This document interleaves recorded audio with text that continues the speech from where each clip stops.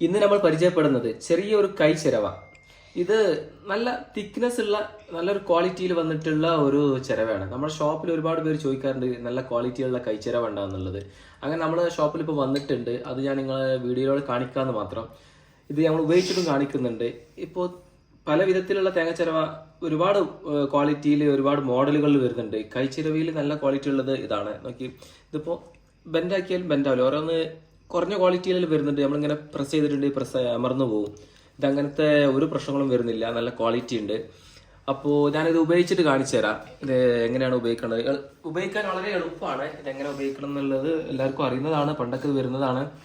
ഇപ്പോൾ ഞാൻ ഉപയോഗിച്ച് കാണിക്കേണ്ടതാ. ഇങ്ങനെ മാന്തി കൊടുത്താൽ മതി, പെട്ടെന്ന് കിട്ടുന്നുണ്ട്. ഇപ്പോൾ ഒരുപാട് ക്യാഷ് കൊടുത്തിട്ട് വലിയ തേങ്ങ ചിരവല്ല വേണമെന്നില്ല. ഇതിൽ തന്നെ നമുക്ക് പെട്ടെന്ന് ചിരണ്ടിയെടുക്കാൻ പറ്റും, എളുപ്പമുണ്ട്. അപ്പോൾ ഇതിൻ്റെ വിലയും കാര്യങ്ങളൊക്കെ ഞാൻ ഇതിൻ്റെ ഡിസ്ക്രിപ്ഷനിൽ കൊടുക്കുന്നുണ്ട്. ഓൺലൈനിലും അവൈലബിൾ ആണ്. അതിൻ്റെ ലിങ്ക് ഞാൻ ഇതിൻ്റെ ഡിസ്ക്രിപ്ഷനിൽ കൊടുക്കുന്നുണ്ട്.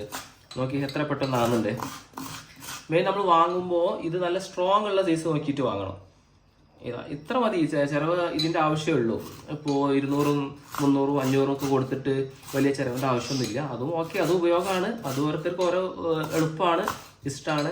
അപ്പോൾ നമ്മുടെ ഷോപ്പിൽ ഒരുപാട് പേര് ചോദിക്കുന്നുണ്ട് കൈച്ചിരവ നല്ല ക്വാളിറ്റി ഉള്ളത് ഇറക്കണം, പിന്നെ അത് വരുമ്പോൾ നമുക്കൊരു വീഡിയോ ചെയ്യണം.